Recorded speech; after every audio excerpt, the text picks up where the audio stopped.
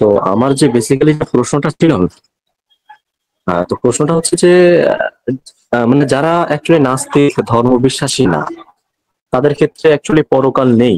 মানে তারা ভাবে যে মানুষ মারা যাবার পরে প্রত্যেকটা জীব জন্তু যেমন ভাবে মানে এখানেই নিঃশেষ হয়ে যায় মৃত্যুর পরপরই, সেক্ষেত্রে প্রত্যেকটা এক সেকেন্ড এক মানুষের। সেকেন্ড এক সেকেন্ড মানে এটা কি তারা ভাবে নাকি তারা মানে এইরকম কি আপনার কাছে কোনো প্রমাণ আছে যে পরকাল আছে, সেখানে কেউ একজন বৈশা আছে দাড়ি পাল্লা নিয়ে বৈশা আছে, সে দাড়ি পাল্লা দিয়ে আবার পাপ পুণ্য অ্যাকচুয়ালি মাপতেছে, অ্যাকচুয়ালি মাপার পরে আবার জান্নাতে জাহান্নামে দিচ্ছে, মানে সুখ দিচ্ছে আবার কষ্ট দিচ্ছে, এটার কি কোনো আপনার কাছে এভিডেন্স আছে? আমি প্রশ্নটা এখনো শেষ করিনি আসিফ ভাই, আমি প্রশ্নটা এখনো শেষ করিনি, আমার প্রশ্নটা অন্য কিছু, আপনি অন্য। কিন্তু আমি তারা প্রশ্নটা ভাবে প্রথমে এই জিনিসটা তো বুঝলাম না যে তারা ভাবে মানে এমন ভাবে বলছেন যে তারা তাদের ভাবনাটা অ্যাকচুয়ালি just একটা অ্যাকচুয়ালি ভাবনা মাত্র। অ্যাকচুয়ালি অ্যাকচুয়ালি যারা সৃষ্টিকর্তাকে বিশ্বাস করে না, আমার কথা, যারা ভাবে যে দুনিয়াটাই স্থায়ী, মানে এখানে মানুষ মারা গেল, তার ব্রেন ডেথ হয়ে গেল, যেমন আমরা মানে অজ্ঞান হয়ে গেলে একটা মানুষ কিছু আগের মুহূর্ত সে বলতে পারে না, ঠিক সেরকম ভাবে একটা মানুষ মারা যাবার পরেও সে আর কিছু মানে নিঃশেষ, সে বলতে পারবে না কি হয়েছে আগে কিংবা পরে কি হবে। এটাই তো সেক্ষেত্রে আচ্ছা, মানে জন্মের আগে আস্তিক আছে। জন্মের আগে যে আপনার আপনার আপনার সাথে যা যা ঘটেছিল সেগুলো কি আপনার মনে আছে ভাই? আচ্ছা আমি একটু প্রশ্নটা করি, আমি প্রশ্নটা এখন করিনি। না না, প্রশ্ন কইরেন, একটু আমি যদি আপনাকে তো এখনই তো বের করে দেই নেই ভাই আপনাকে, আপনি তো মানে এমনই তো না যে এখনই আলোচনা শেষ যান আপনাকে বিদায় দিচ্ছি, এটা তো হচ্ছে না তো, তাই না? আপনি তো সেটা করতে তো পারবেন, আমাকে একটু বুঝায় বুঝায় যান। আপনার কাছে কি কোনো এভিডেন্স আছে যে জন্মের আগে বা মৃত্যুর পরে কিছু হয়? এটার কি কোনো এভিডেন্স আছে আপনার কাছে?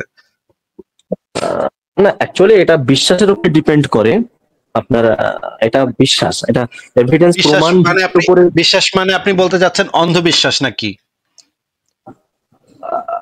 অ্যাকচুয়ালি মানে ইসলামটাকে তো বলা হয়েছে যে মানে যে বিশ্বাস করলো অর্থাৎ ঈমান আনলো, তার ক্ষেত্রেই কিন্তু এটা প্রাপ্য। সেটাই সেটাই তো না, এমন তো না যে কেউ বিশ্বাস করলে তার মরার পরে একটা কিছু আছে, আর বিশ্বাস না করলে তার মরার পরে কিছু নাই, ব্যাপারটা তো এরকম না ভাই। আপনি তো একটা না নলেজ ক্লেম করতেছেন, তাই না? যে মৃত্যুর পরে কিছু একটা আছে বা জন্মের আগে কিছু একটা ছিল, এটা তো একটা নলেজ ক্লেম, মানে বাস্তব জীবন সম্পর্কে একটা আমি জ্ঞানের আসিফ দাবি ভাই আপনি আমার করতেছেন। প্রশ্ন থেকে আমি একটু ঘুরে যাচ্ছি, মানে আমি প্রশ্নটা আমি ঠিকঠাক ভাবে। প্রশ্নটা আপনি একটু রাখেন, প্রশ্নটা আপনি কইরেন, আপনি তো এখনই শেষ হয়ে যাচ্ছে না তো আলোচনা। আপনাকে যেটা জিজ্ঞেস করছি সেটা বুঝে বুঝে আমরা সামনের দিকে আগাই।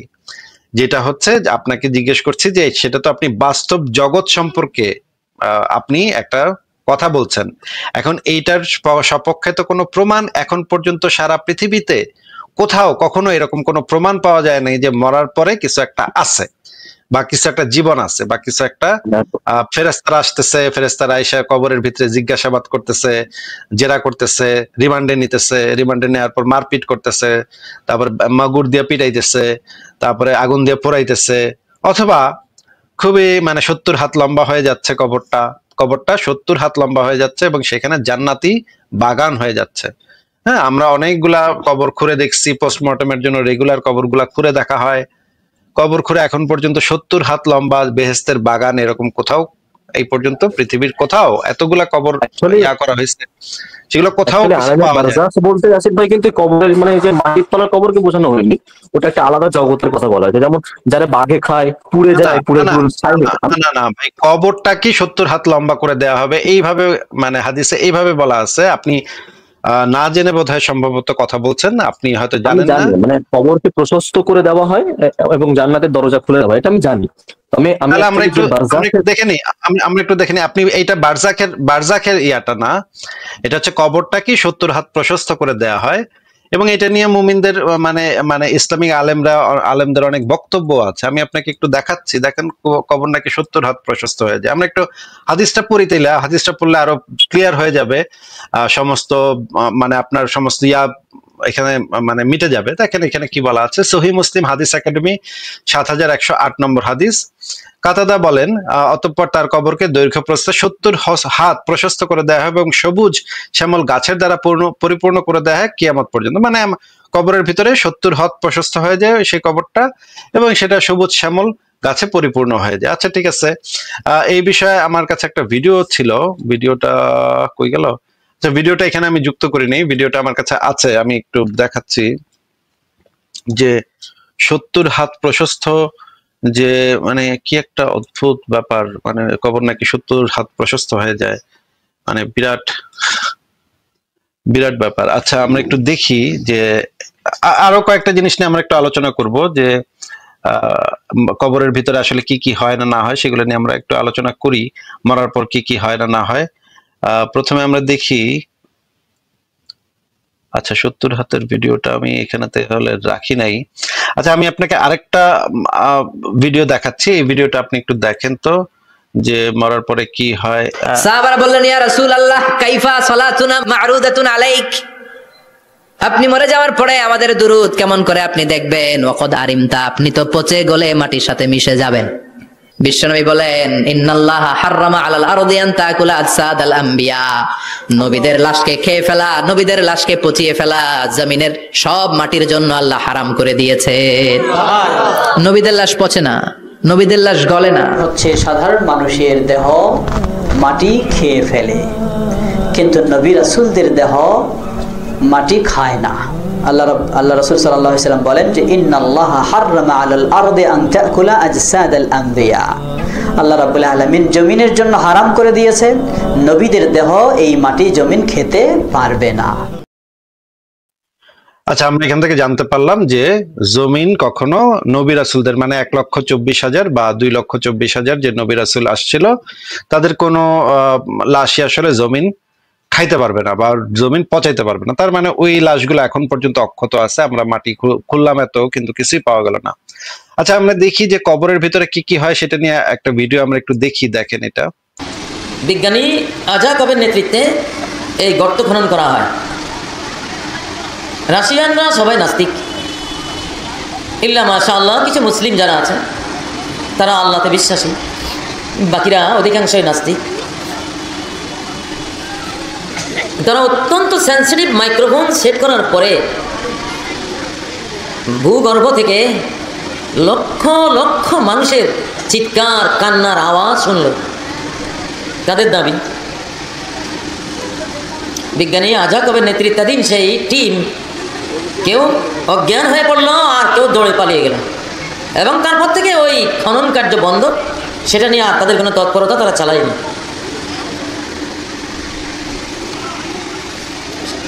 সেই তারা যেটা বলছে, ভূগর্ভ থেকে তারা এই সাউন্ড তাদের সেন্সিটিভ যন্ত্রে রেকর্ড করেছে, এবং সে নাস্তিকরা বলছে আমরা জাহান্নামকে এখন বিশ্বাস করলাম, মৃত্যুর পরে জাহান্নামে যে শাস্তি হয় আমরা বিশ্বাস করলাম।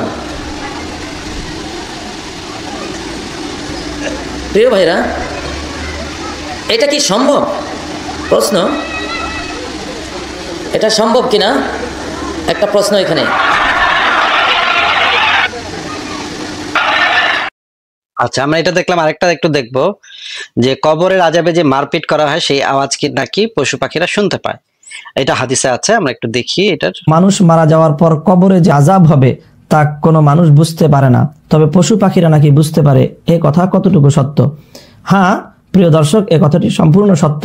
হযরত আনাস ইবনে মালিক রাদিয়াল্লাহু তাআলা আনহু থেকে বর্ণিত এক হাদিসে রাসূল সাল্লাল্লাহু আলাইহি ওয়াসাল্লাম বলেছেন, মৃত ব্যক্তিকে যখন তার কবরের মধ্যে রাখা হয় তখন তার সুয়াল জবাব হয়, প্রশ্নোত্তর হয়। যদি প্রশ্নোত্তরে কোনো ব্যক্তি যথাযথ সন্তোষজনকভাবে জবাব দিতে না পারে, তাহলে তার উপর কি ধরনের প্রতিক্রিয়া হয় সেটি বর্ণনা এসেছে, যে তখন ইউযরাবু বিমাতারিকা মিন হাদিদিন জারবাতান ফায়াসিহু সাইহাতান ইয়াসমাউহা মান ইয়ালিহি গায়রুস সাকালাইন। অর্থাৎ বুখারী শরীফে বর্ণনা এসেছে, তাকে লোহার মুগুর দিয়ে এত জোরে আঘাত করা হয় যে সে এত জোরে চিৎকার করতে থাকে মৃত ব্যক্তি, যে সেখানে মানুষ এবং জিন ছাড়া অন্য সকল প্রাণীরা মৃত ব্যক্তির সেই আর্তচিৎকার এবং আর্তনাদ শুনতে পায়। এটি সহিহ বুখারী শরীফের বিশুদ্ধ হাদিসের দ্বারাই তথ্যটি প্রমাণিত। সুতরাং এই তথ্যের ক্ষেত্রে সন্দেহের কোনো অবকাশ নেই। মানুষ মারা যাওয়ার পর কবরে যে আযাব হবে। আচ্ছা আমরা দেখলাম যে এইটা নিয়ে কোনো সন্দেহের অবকাশ নেই। আমি হাদিসটা বের করতেছি, হাদিসটা একটু দেখাচ্ছি।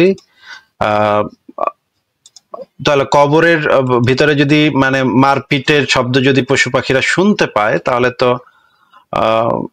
এই জিনিসটা পরিষ্কার যে কবরের ভিতরে যে মানে 70 হাত যে লম্বা হয়ে যাবে সেটাও তো বাস্তব জগতে হবে। যদি ওইটা বাস্তব জগতে হয় তাহলে এটাও তো বাস্তব জগতে হবে। এটা তো কোনো বারজাখি জীবনে চলে যায়, সেখানে গিয়ে আর কানে শুনতে পায় না, ব্যাপারটা তো এরকম না। তাহলে আপনি যেটা বলছেন আমির ভাই, ব্যাপারটা তো এরকম না। আমরা দেখি যে কবরের চিৎকার নাকি, যে দেখেন সুনান আবু দাউদ শরীফে যে হাদিসটা বর্ণিত আছে কবরের জিজ্ঞাসাবাদ ও শাস্তি প্রসঙ্গে, তিনি বলেন, মানে মোহাম্মদ বলেন, এখানে একটু বানান ভুল আছে, মানব ও জিন ছাড়া যারা কবরের নিকট থাকে সকলেই চিৎকার শুনতে পায়। মানে ওই যে যেখানে মারপিট করা হয় সেই মানে চিৎকার চেঁচামেচি সবাই শুনতে পায়, মানুষ এবং জিন ছাড়া। তাহলে আপনি যে বললেন যে এগুলা সব আনন্দ ফুর্তি সব বারজাখি জীবনে হয়, এটার সাথে তো আপনার সাথে তো এটার মানে মিলছে না। এবং মুফতি ইব্রাহিম বললেন যে বিজ্ঞানী আজাকফ নাকি লাখ লাখ মানুষের কান্নার শব্দ শুনতে পেয়েছে নাকি বিজ্ঞানীরা, এটাও নাকি বলতেছে। তো আমির ভাই আপনার সাথে তো মিলতেছে না ইসলামের বক্তব্যের, আপনি কি একটু ক্লিয়ার করবেন বিষয়টা, কার কথাটা সঠিক? অ্যাকচুয়ালি আমি বুঝতে পারছি অ্যাকচুয়ালি সত্যি সত্যি একটা প্রবলেম ক্রিয়েট হচ্ছে মনের মধ্যে, যাই হোক সেটা পরের কথা। তবে আর একটা কথা আমি যেটা বলতে চাচ্ছি সেটা হচ্ছে যে মানে মারা তো ভাই আপনিও যাবেন আমিও যাব, ঠিক আছে?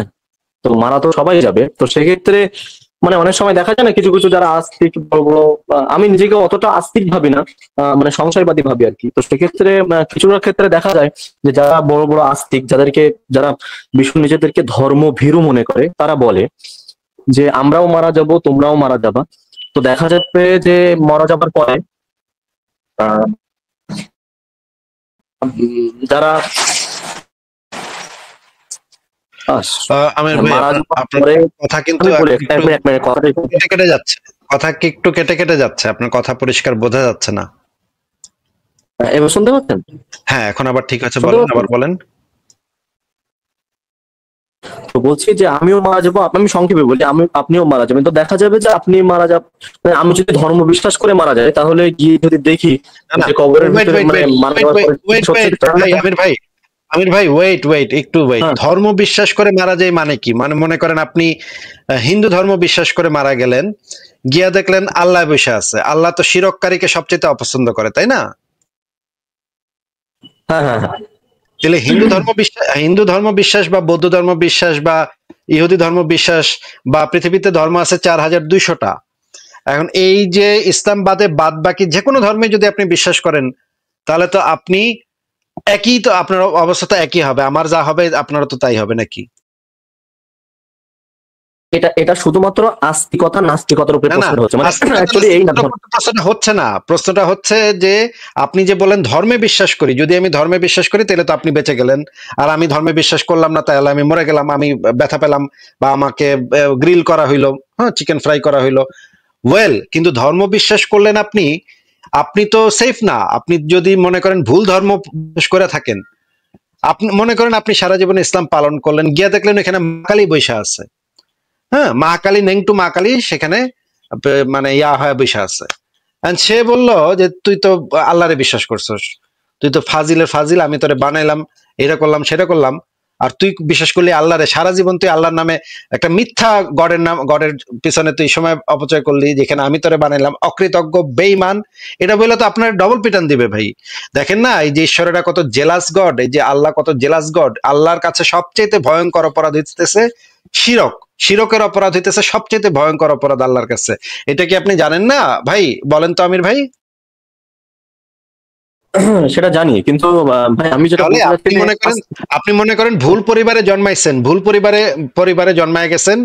এখন তো 4200টা ধর্ম আছে বা ছিল পৃথিবীতে, ভুল পরিবারে জন্মায় গিয়া আপনি ওই ধর্মটাই পালন করছেন। মনে করেন আপনি ধর্ম বিশ্বাস করছেন, কিন্তু ভাই লাভ তো হইলো না, আরো ক্ষতি হইলো আপনার। আপনি ভুল আর ঈশ্বরের পেছনে সময় অপচয় করলেন, আপনার ওই আসল ঈশ্বরটা তো তখন চাইতে গেল যে তুই ফাজিলের ফাজিল, তোরে বানাইলাম আমি, খাওয়াইলাম আমি, পড়াইলাম আমি, তুই করলি আরেকটা। আর নাস্তিকরা তো তার থেকে ভালো, তোরা তো কাউরি পূজা করে নাই, কাউরি কিছু করে নাই, চুপচাপ ছিল, মানে ফলস গড ফেক গডের পেছনে তো দৌড়ায় নাই। বরঞ্চ তো এদের থেকে তো নাস্তিকরা আরো বেটার পজিশনে থাকবে, এরা অন্তত শিরক করে নাই, যেটা আল্লাহর কাছে সবচেয়ে ভয়ঙ্করতম অপরাধ। আচ্ছা ঠিক আছে, তারপরেও আমরা ধরে নিলাম যে ইসলাম ধর্মটাই সত্য এবং আপনি ইসলাম ধর্মের পরিবারও জন্মাইছেন। এখন আমারে বলেন যে নবী মোহাম্মদ বলছে যে মানে ইসলামের ভিতরে 73টা ফিরকা তৈরি হবে, 73টা ফিরকার ভিতরে 72টা যাবে জাহান্নামে, একটা যাবে জান্নাতে। আপনি বুঝবেন কেমনে যে আপনি সঠিক ফিরকায় আছেন ভাই, বলেন তো? আমি অ্যাকচুয়ালি মানে যে হাফিজ এখন বর্তমানে আপনার বাংলাদেশের ট্রেন্ডিং এ চলছে যিনি হাফিজ, ওনার সঙ্গে কিছু কথা বলছিলাম লাইভে। তো উনি বললেন যে সে টেনশন তোমাকে করতে হবে না, সে টেনশন মানে সৃষ্টিকর্তা করে রেখেছে যে কাকে কি করতে হবে, মানে যার কাছে যতটুকু মানে আর কি মানে ধর্মীয় বিষয় পৌঁছাবে তার উপরে হিসাবটা সেরকম ভাবেই হবে। উনি আর কি ওরকম ভাবে বোঝাতে চাইলেন। আমির ভাই, আপনি তো হচ্ছেন গিয়ে পারিবারিক ভাবে যে ধর্মটা পেয়েছেন সেই ধর্মটাকে অন্ধভাবে বিশ্বাস করলে কি লাভ ক্ষতি হইতে পারে সেটা নিয়ে আমার সাথে কথা বলছেন, তাই না? এখানে তো কোনো যুক্তি প্রমাণ আমরা নিয়ে অ্যানালাইসিস করছি না। যুক্তি প্রমাণ দিয়ে যদি আমরা অ্যানালাইসিস করি তাহলে সব ধর্মই আমাদের বাতিল করে দিতে হবে। কিন্তু আপনি যেটা প্রস্তাব করছেন যে ভাই আমরা বাজি ধরবো, বাজি ধরে আমি ধর্মে বিশ্বাস করব, আপনি বাজি ধরতেছেন না, আপনি তো মানে বাটে পড়বেন, পরকালে গিয়ে বাটে পড়বেন। হ্যাঁ, আপনি আমাকে এই কথা বলতেছেন, আমি আপনাকে আপনি যে বাজিটা ধরছেন সেই বাজির প্রবলেম গুলো আমি আপনাকে দেখা দিচ্ছি।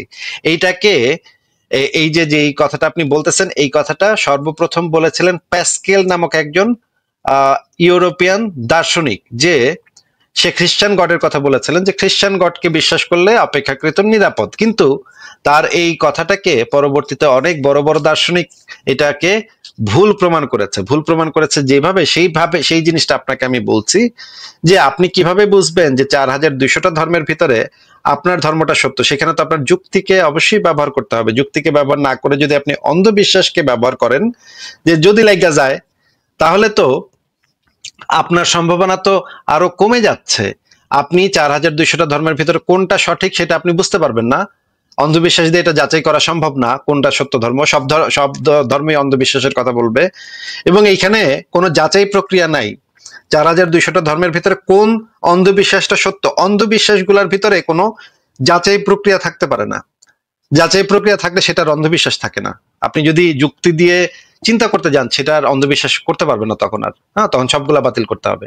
এখন আপনি যদি সেটা করতে চান, অন্ধবিশ্বাস করতে চান, করে যদি আপনি লাভ ক্ষতি হিসাব করেন, এখানে প্রবলেম হচ্ছে 4200টা ধর্মের ভিতরে আপনি আইডেন্টিফাই করতে পারবেন না সঠিক ধর্ম কোনটা, এবং আপনার যেটা করতে হবে 4500 ধর্মই আপনার পালন করতে হবে একসাথে।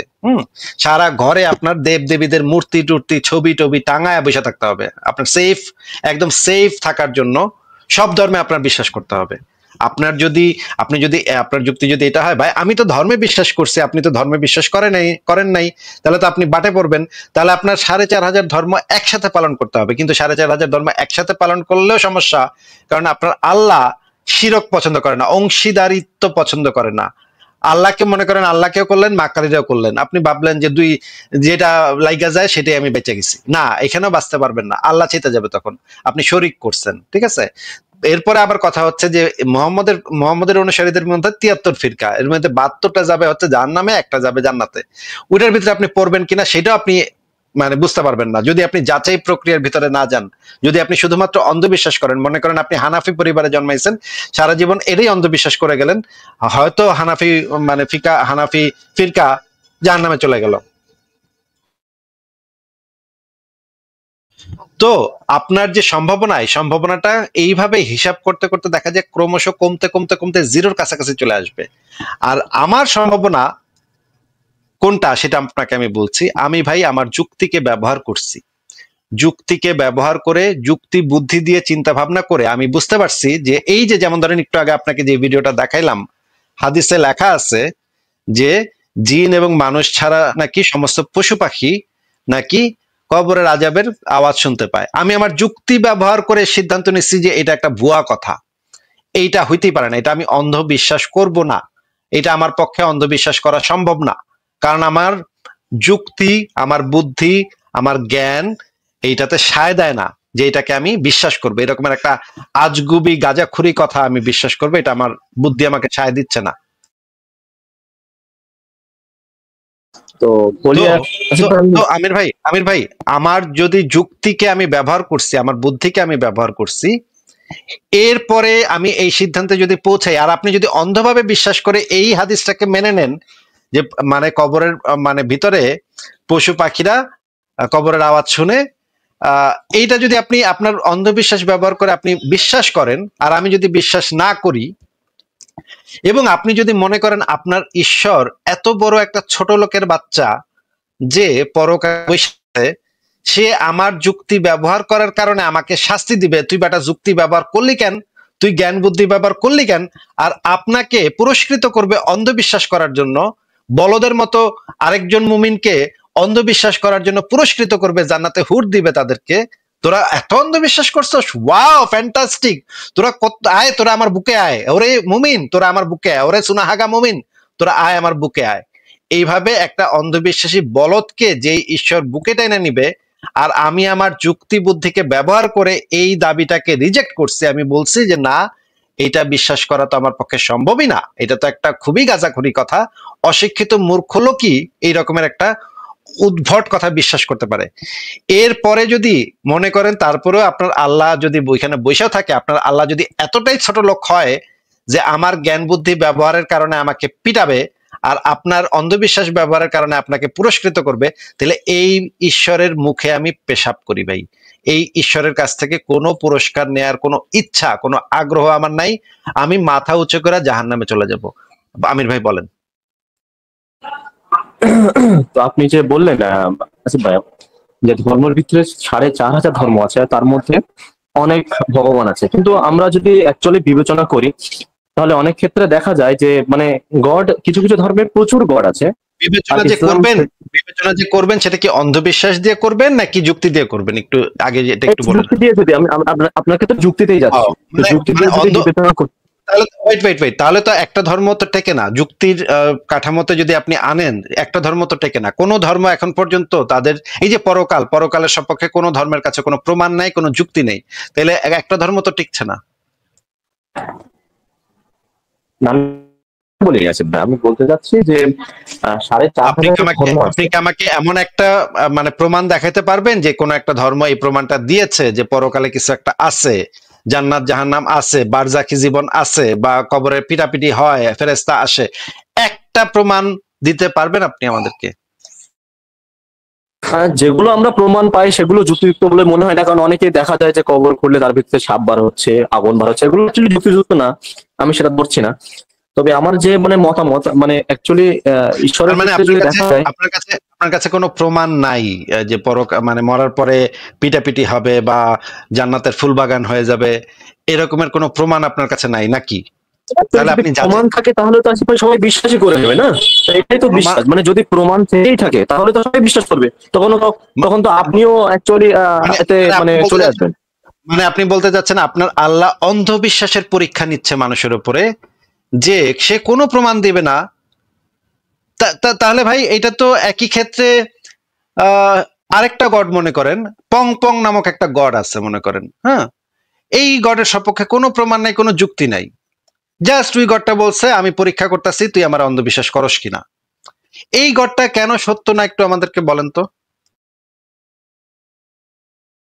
অ্যাকচুয়ালি সৃষ্টিকর্তা কিন্তু বলেছে যে আমি তোমাদেরকে এরকম অনেক নিদর্শন দিয়েছি, সেটা যদি তোমরা দেখো তাহলে তোমরা আমাকে চিনতে পারবে, মানে বুঝতে পারবে। এরকম ভাবে ওই পংপং দেবতাটা, ওই পংপং নামক যে গডটা, সেই গডটাও একই ধরনের ভুংবাং কথা বলেছে। তোমরা দেখো, তোমরা অনেক খাওয়ার পর তোমাদের তো অনেক ক্ষুধা লাগে না, তাই না? এইটাই হচ্ছে আমি পংপং দেবতা, এটাই হচ্ছে আমার নিয়ামত।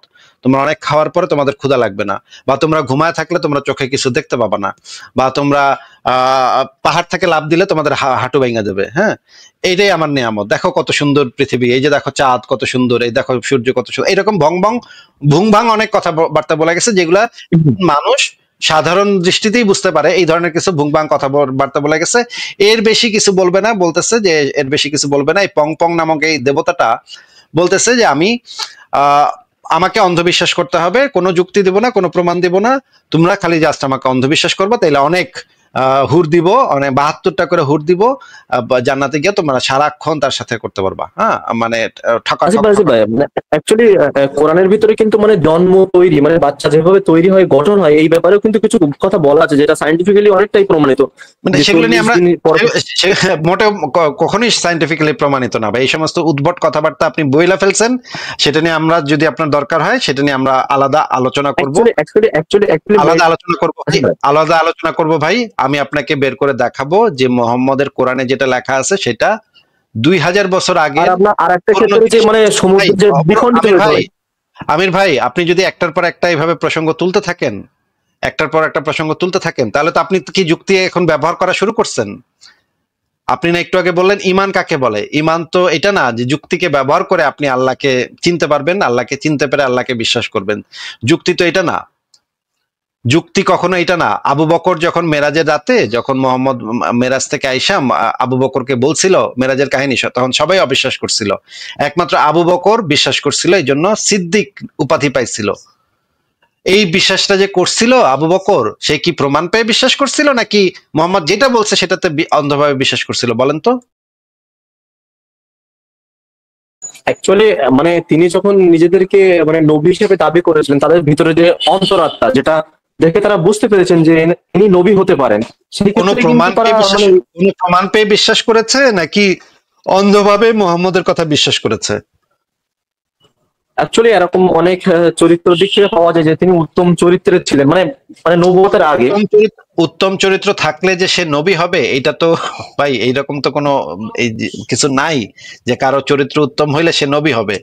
আপনাকে আমি জিজ্ঞেস করেছি যে নবী যে সে আল্লাহ যে তাকে পাঠিয়েছে, ফেরেশতা যে তার কাছে আসতেছে, আসা যাওয়া করতেছে, এরকম কি কোনো প্রমাণ পেয়ে, মানে মনে করেন আবু বকর। আচ্ছা আপনি বলেন তো যে মুমিন ব্যক্তি কাকে বলে, একটু বলেন তো ইসলাম এই বিষয়ে কি বলে, মুমিন কাকে বলে?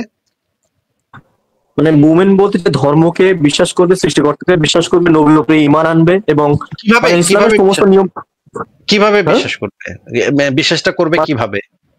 মানে মনের মধ্যে কোনো দ্বিধা থাকলে হবে না, কোনো সন্দেহ থাকলে হবে না। এরকম ভাবে যদি কেউ মানে মুমিন ব্যক্তি হচ্ছে নাকে দড়ি বাঁধা উটের মতো, তাকে যেখানে বেঁধে রাখা হবে সেখানেই সে থাকবে। এই হাদিসটা কি আপনি পড়েছেন? না, আমি পড়ি না। আচ্ছা আমরা একটু তাহলে আমরা আগে একটু ইমানের সংজ্ঞাটা একটু দেখে নিই।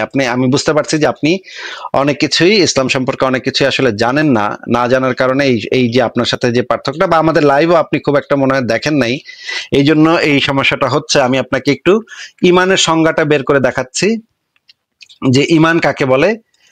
প্রথমে আপনি একটু ইমানটা একটু জেনে নেন। হ্যাঁ, ইমান মানেই হচ্ছে কি অন্ধবিশ্বাস ভাই। হ্যাঁ, ইনফ্যাক্ট ইমান কোনো, আপনি যেমন যে পৃথিবীর চাঁদ দেখেছেন, চাঁদ দেখে আল্লাহর প্রমাণ পেয়েছেন, প্রমাণ পেয়ে আল্লাহকে বিশ্বাস করা শুরু করেছেন, এই ইমান বলা হয় না। ইমান কাকে বলা হয় আমি আপনাকে মানে অ্যাকচুয়ালি আসিফ ভাই, যদি ধর্ম যুক্তি সবকিছু দিয়ে যদি প্রমাণ পাওয়া যায়, তাহলে সৃষ্টিকর্তা কেন মানে ক্রেডিট কেন দেবে? অ্যাকচুয়ালি পরকালে কিছু থাকবে কেন যদি আমরা সত্যি সত্যি? মানে আপনি বলতে চাচ্ছেন আপনার ঈশ্বরটা চায় যে মানুষ তাকে অন্ধভাবে যুক্তি প্রমাণ না পেয়ে অন্ধভাবে বিশ্বাস করুক, এটা আপনার ঈশ্বর চাচ্ছে নাকি? এটা একটা, হ্যাঁ সেটাই বলতে যে হ্যাঁ মানে এটা একটা পরীক্ষা, মানে পরীক্ষা, বলদামির পরীক্ষা। এটাকে তো ভাই আমি ধরবো বলদামির পরীক্ষা, যে যারা অন্ধভাবে বিশ্বাস করাটা যদি একটা পরীক্ষা হয়, আমি এই পরীক্ষায় সবচেয়ে বড় ফেল করতে চাইবো। এই অন্ধবিশ্বাসের পরীক্ষা আমি কখনো যুক্তই হইতে যাবো না। অন্ধবিশ্বাসের পরীক্ষার ভিতরে আমি কেন যুক্ত হইতে যাবো ভাই? আমি কি বলদ নাকি? আমি কি সুনাহাগা মুমিন নাকি? আচ্ছা আমরা একটু দেখি ইমানের সংজ্ঞা কাকে বলে, ইমান কাকে বলে, এই জিনিসটা আমরা একটু দেখি।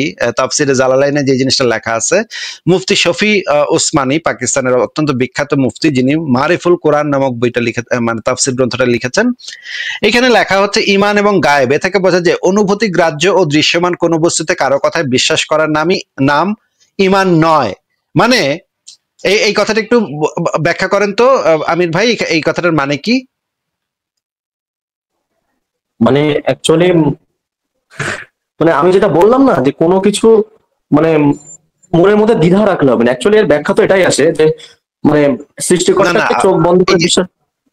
এই যে এখানে যেটা লেখা আছে, অনুভূতি গ্রাহ্য ও দৃশ্যমান কোন বস্তুতে কারো কথায় বিশ্বাস স্থাপন করার নাম ইমান নয়। মানে আপনি অনুভূতি দিয়ে দেখবেন বা শুনবেন বা কানে দেখবেন বা দৃশ্যমান কিছু একটা দেখছেন বা শুনছেন, স্পর্শ করছেন, এইরকম কোনো কিছু করে যদি আপনি বিশ্বাস করেন, সেটাকে ইমান বলা হয় না। তাহলে ইমানটা কি? ইমানটা তো একদম পরিপূর্ণ অন্ধবিশ্বাস যদি আপনি করতে পারেন। দেখেন এখানে লেখা আছে, কোনো ব্যক্তি যদি এক টুকরো সাদা কাপড়কে সাদা এবং এক টুকরো কালো কাপড়কে কালো বলে, আর এক ব্যক্তি তার কথা সত্য বলে মেনে নেয়, তাহলে একে ঈমান বলা যায় না। এতে বক্তার কোনো প্রভাব বা দখল নেই। অপরদিকে রাসূলের কোনো কথা সংবাদ কেবলমাত্র রাসূলের উপর বিশ্বাসবশত মেনে নেয়াকে শরীয়তের পরিভাষায় ঈমান বলে। ভাই লাস্ট লাইনটা আমি কি বললাম একটু বলেন তো, রিপিট করেন তো।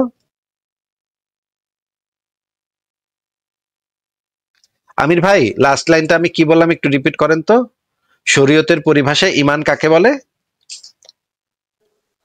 ওই যে মানে মানে অন্ধ, আপনি যেটা বললেন না, মানে দর্শন, মানে দেখে অনুভব করে যেটাকে, মানে আমরা সামনাসামনি যেটাকে দেখছি সেটাকে দেখে যখন আমি মানবো, সেটা ঈমান নয়। মানে অ্যাকচুয়ালি তাকে অ্যাকচুয়ালি না দেখা, মানে কোনো কিছু দেখিনি, কোনো প্রুফ পাইনি, কোনো প্রমাণ পাইনি, তার উপরে বিশ্বাস আনাটাই অ্যাকচুয়ালি ঈমান।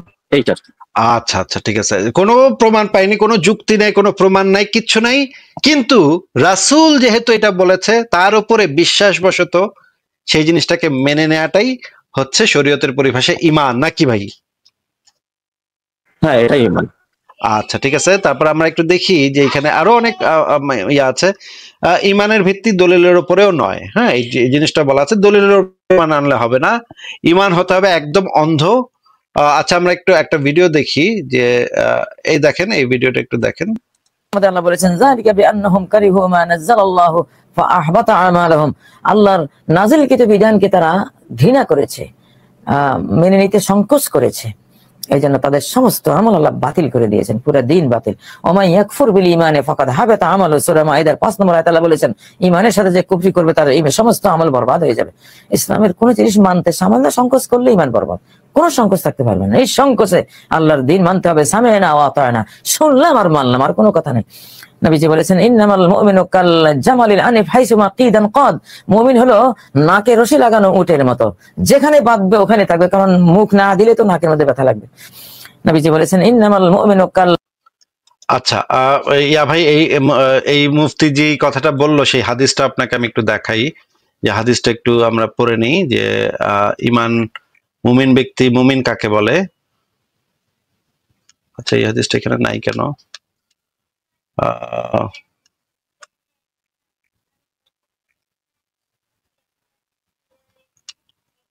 আচ্ছা ওই হাদিসটা আপনাকে আমি বের করে দেখাচ্ছি, এটা হচ্ছে 43 নম্বর হাদিস, আমি একটু পরে বের করে দেখাচ্ছি। আপনি একটু আমাদেরকে বলেন তো তাহলে, আমরা ঈমানের সংজ্ঞা থেকে যে জিনিসটা বুঝলাম সেটা হচ্ছে কোনো যুক্তি, কোনো প্রমাণ ছাড়া অন্ধভাবে বিশ্বাস করা।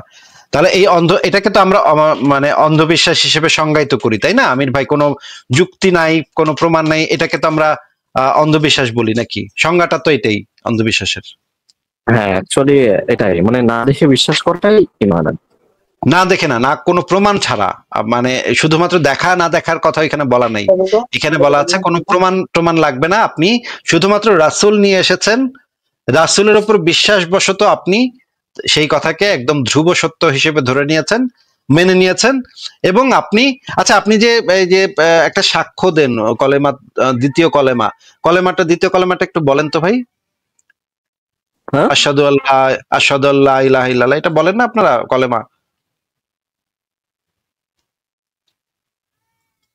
আমির ভাই এই দ্বিতীয় কলেমাটা একটু বাংলায় বলেন তো।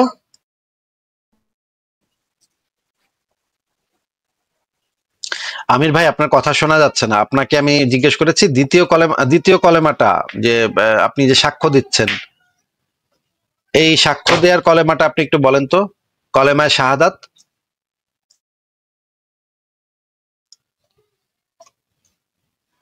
আমির ভাই আপনার কথা শোনা যাচ্ছে না, আপনি একটু আমাদেরকে বাংলায় কলেমায়ে শাহাদাতটা একটু আমাদেরকে বলেন। আমি অ্যাকচুয়ালি আশহাদু আল্লা ইলাহা ইল্লাল্লাহু ওয়াহদাহু লা শারীকা লাহু ওয়া আশহাদু আন্না মুহাম্মাদান রাসূলুল্লাহ। হ্যাঁ, এটা একটু বাংলায় বলেন, এটা একটু বাংলায় বলেন, একটু অনুবাদ করে দেন আমাদেরকে। আশহাদু আল্লা ইলাহা ইল্লাল্লাহ, আমি সাক্ষ্য দিচ্ছি আল্লাহ এক ও অদ্বিতীয়। ওয়েট, আপনি সাক্ষ্য দিচ্ছেন তাই না ভাই?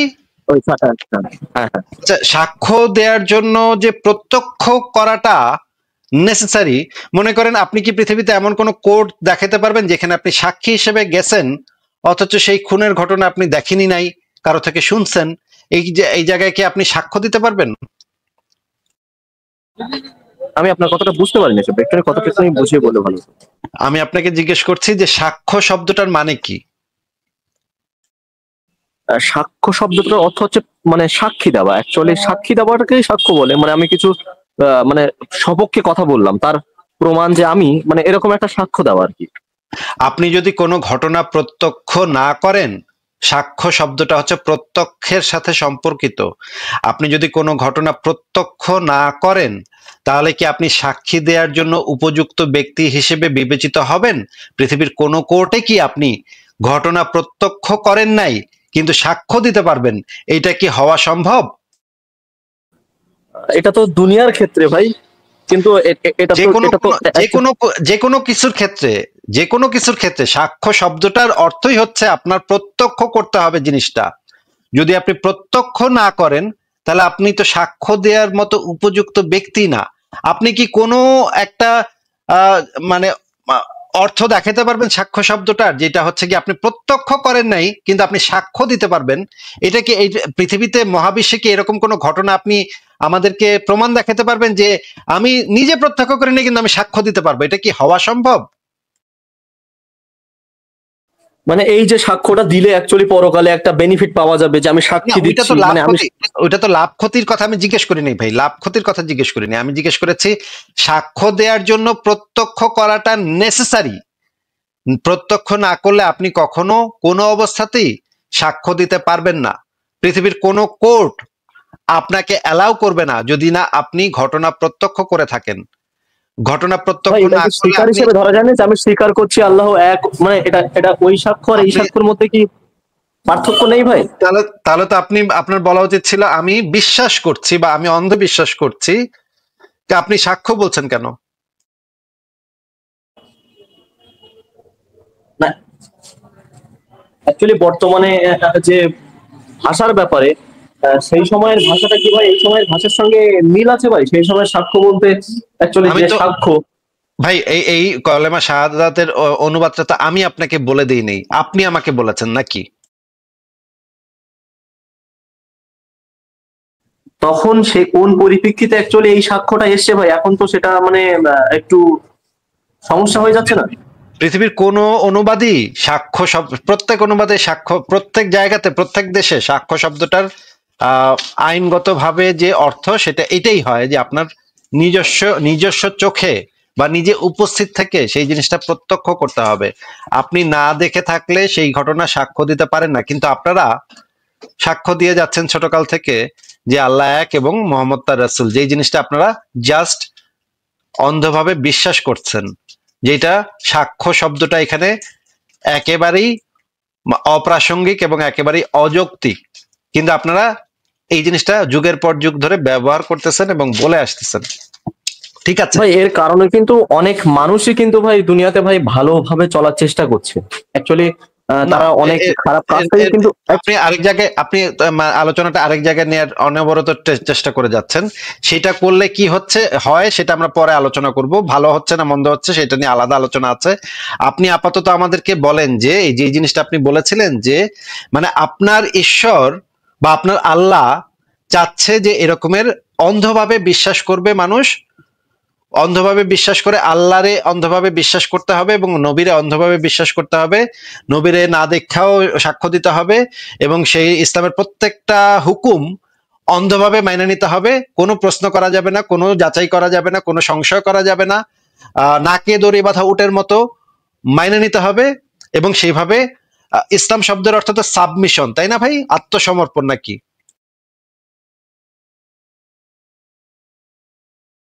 আমির ভাই, ইসলাম শব্দের অর্থ তো আত্মসমর্পণ মানে সাবমিশন নাকি? হ্যাঁ হ্যাঁ অবশ্যই আত্মসমর্পণ করা। মানে নিজের জ্ঞান বুদ্ধি বিবেক বিবেচনা সমস্ত কিছু বিসর্জন দিয়ে আমি ইসলামের কাছে আত্মসমর্পণ করলে আমি জান্নাতে যেতে পারবো, এটা হচ্ছে ইসলামের বিধান। এখন তাহলে আমার কথা হচ্ছে যে আপনি মনে করেন এইটা একটা খুবই যৌক্তিক একটা পজিশন এবং আপনি মনে করেন যে এইটা এই রকমের করলে আপনার বেহেশতে যাওয়ার সম্ভাবনাটা বাড়বে।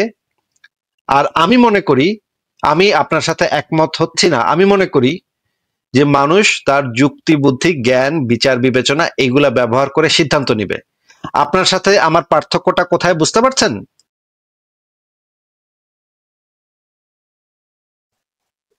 না অ্যাকচুয়ালি আমি তো ওটা বলতে চাইছি না। কি বলতে চাচ্ছেন? আপনি তো বললেন, আপনি তো মানে আপনাকে রেফারেন্স গুলো দেখাবার পরে তো আপনি বললেন আমাকে আপনি বললেন যে আপনি বুঝতে পারতেছেন যে ঈমান শব্দটা হচ্ছে অন্ধবিশ্বাস, ঈমান শব্দটার অর্থই হচ্ছে অন্ধবিশ্বাস এবং আমরা মানে তাফসির গ্রন্থ থেকে এবং হাদিস থেকে আমরা এই জিনিসটাই বুঝলাম, ঈমান শব্দটার অর্থই অন্ধবিশ্বাস। আপনি বলতে চাচ্ছেন যে অন্ধবিশ্বাস করে মানে জান্নাতের আশায় অন্ধবিশ্বাস করাটা একটা যৌক্তিক পজিশন, কিন্তু নিজের বিচার বুদ্ধি ব্যবহার করে, যুক্তি ব্যবহার করে আমি যদি অবিশ্বাস করি সেটা একটা ভুল অবস্থান, নাকি আমির ভাই?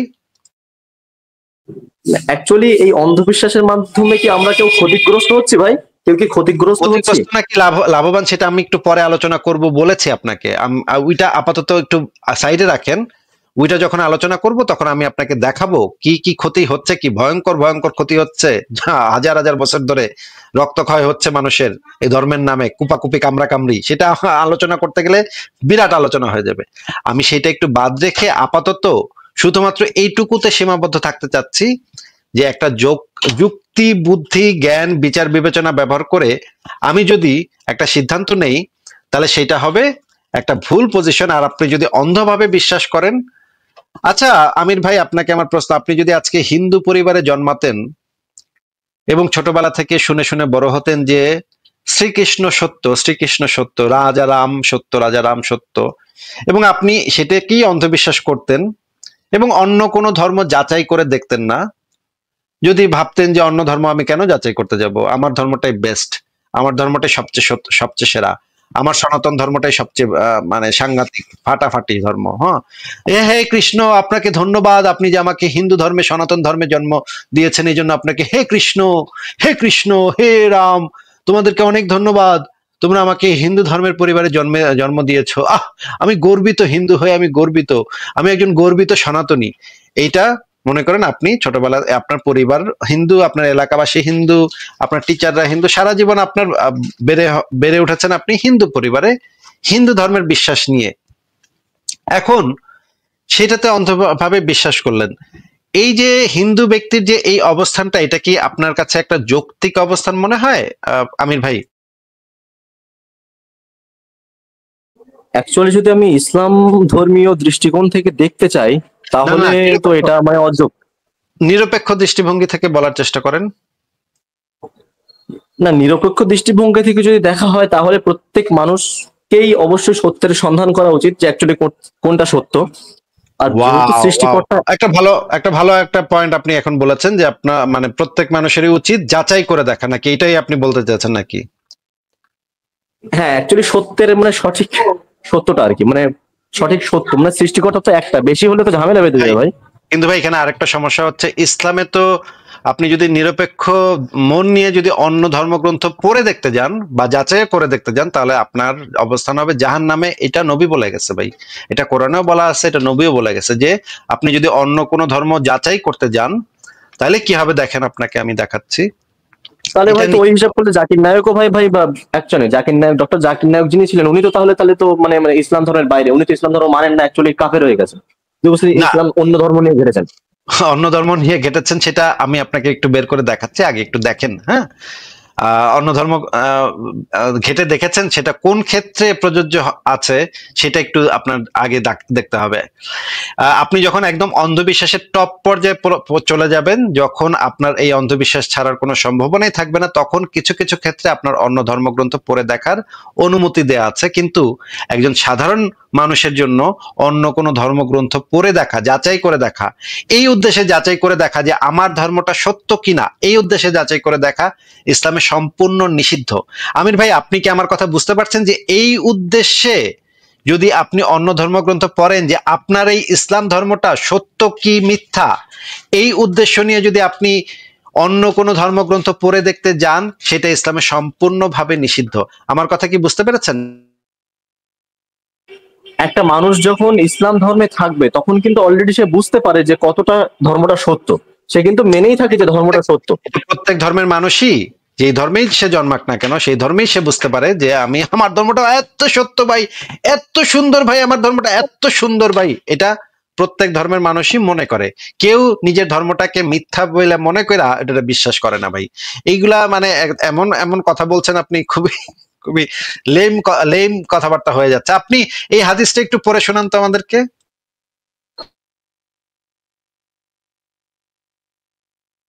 আমির ভাই এই হাদিসটা একটু পড়ে শোনান তো আমাদেরকে, আনমিউট করে পড়েন। একদা ওমর রাদিয়াল্লাহু তাআলা আনহু তাওরাতের কয়েকটি পাতা নিয়ে পড়ছিলেন। তা দেখে নবী সাল্লাল্লাহু আলাইহি ওয়াসাল্লাম রাগান্বিত হয়ে বললেন, সেই সত্তার শপথ যার হাতে মুহাম্মাদের প্রাণ, যদি মুসাও জীবিত হয়ে এসে যান আর তোমরা আমাকে ছেড়ে তার সেই অনুসারী হও এবং আমাকে বর্জন করো, তাহলে অবশ্যই তোমরা পথভ্রষ্ট হয়ে যাবে। নিশ্চয়ই উম্মতের মধ্যে আমরা। আচ্ছা, বুঝতে পেরেছি। মানে হচ্ছে ওমর তাওরাতের কয়েকটা পাতা পড়তেছিলেন, এটা দেখেও মুহাম্মদ অত্যন্ত রাগান্বিত হয়ে গেছিলেন যে ওমর কেন তাওরাতের পাতা পড়তেছে। মানে এই হাদিস থেকে মুহাদ্দিসরা যে সিদ্ধান্তে এসেছেন, এই হাদিস আরো অনেক জায়গাতে আছে, এই হাদিস থেকে যে সিদ্ধান্তে এসেছেন সেই সিদ্ধান্তটা আমরা একটু দেখি। এটা হচ্ছে বিন বাজের ফতোয়া, সৌদি আরবের সর্বোচ্চ আলেম বিন বাজের ফতোয়া। এটা আমরা একটু বাংলায় অনুবাদটা পড়ি। প্রশ্ন করা হয়েছিল, বিন বাজের নাম তো আপনি শুনেছেন তাই না ভাই?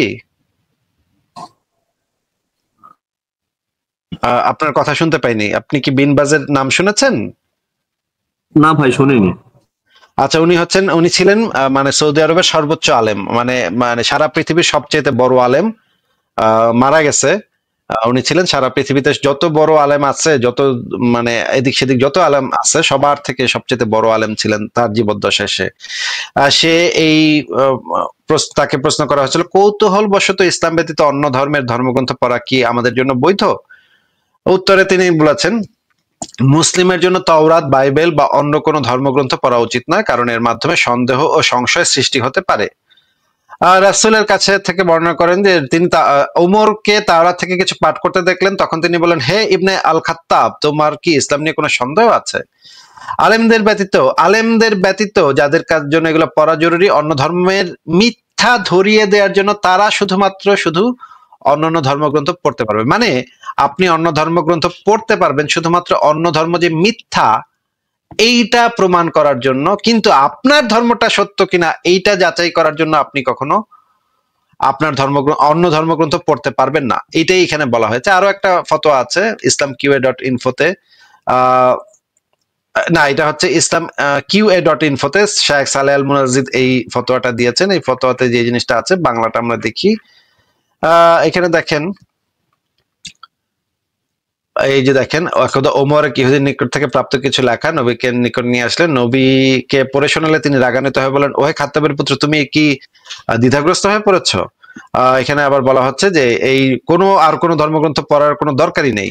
মানে ইসলাম যে মুসলমান পরিবারে জন্মেছে তার আর কোনো ধর্মগ্রন্থ পড়ার দরকারই নেই।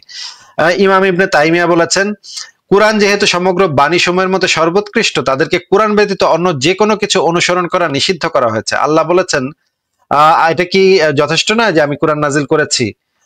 আরো বলা হয়েছে যে দেখেন, চেহারা পরিবর্তিত হয়ে গিয়েছিল মুহাম্মদের এবং তখন বকা দিছিল ওমরকে, অন্য ধর্মগ্রন্থ পড়ার কারণে বকা ধমক দিছিল। এই ফতোয়াটা আপনি পুরোটা পড়ে নিতে পারেন, সংশয়.com-এ দেয়া আছে। বিন বাজের ফতোয়া এখানে দেয়া আছে। এখানে পরিষ্কারভাবে বোঝা যাচ্ছে যে যাচাই করার উদ্দেশ্যে যদি আপনি অন্য ধর্মগ্রন্থ পড়েন সেটা সম্পূর্ণভাবে নিষিদ্ধ। এখন আমরা একটু দেখি যে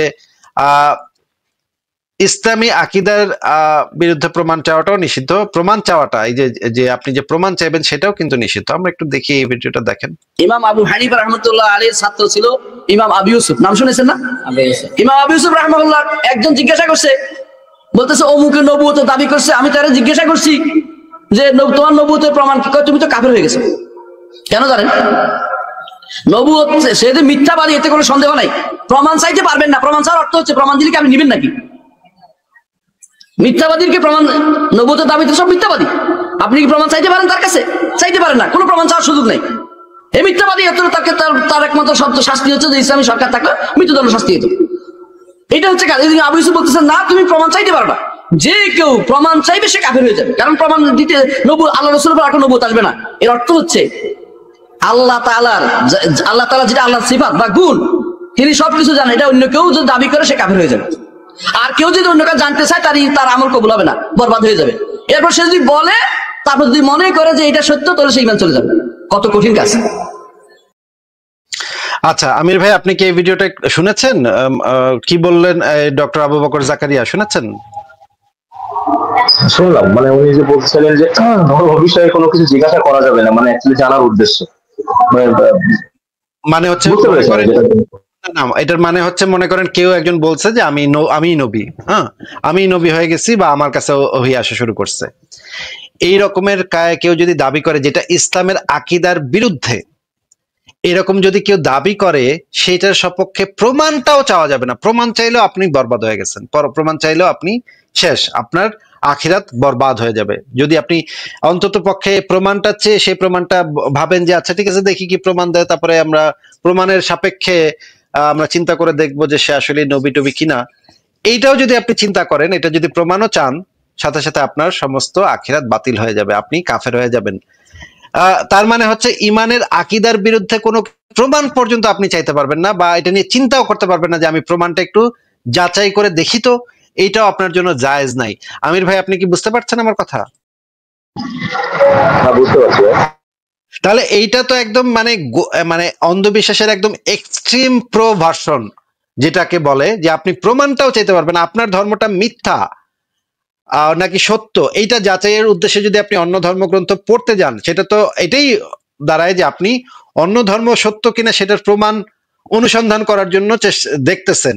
সেটা তো আপনার ইমান, আপনার মানে আখিরাতকে একদম বরবাদ করে দিবে। তার মানে ইসলামে ইমানের সংজ্ঞাটা তো হচ্ছে কি একদম অন্ধবিশ্বাসের এক্সট্রিম পর্যায়ে।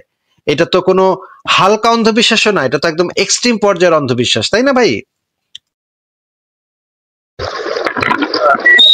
অন্ধবিশ্বাস সেটা বলা যায় আর কি।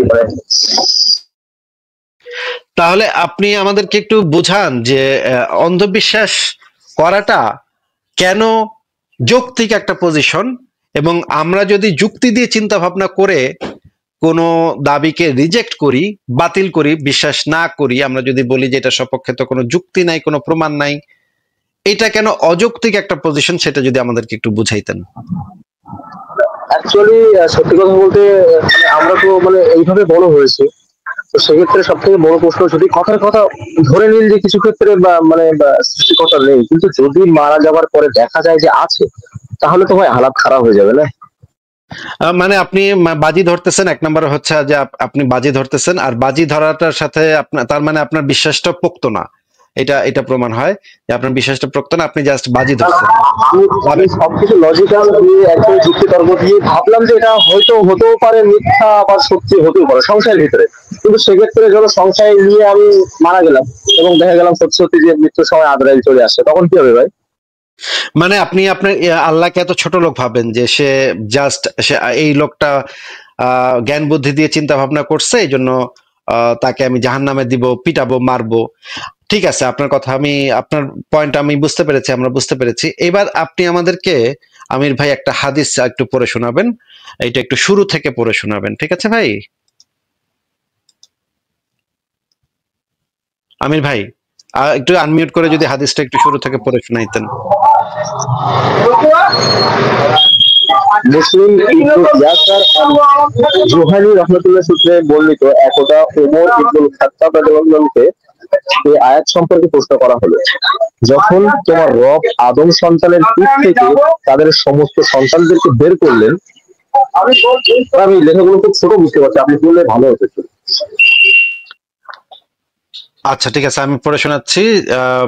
ওমর বলেন, এ সম্পর্কে রাসূলুল্লাহ সাল্লাল্লাহু আলাইহি ওয়াসাল্লামের নিকট প্রশ্ন করতে শুনেছি। রাসূলুল্লাহ সাল্লাল্লাহু আলাইহি ওয়াসাল্লাম বলেছেন, মহান আল্লাহ আদমকে সৃষ্টি করার পর স্বীয় ডান হাতে তার পিঠ বুলিয়ে তা থেকে তার একদল সন্তান বের করে বললেন, আমি এদেরকে জান্নাতের জন্য সৃষ্টি করেছি এবং এরা জান্নাতবাসীর উপযোগী কাজই করবে।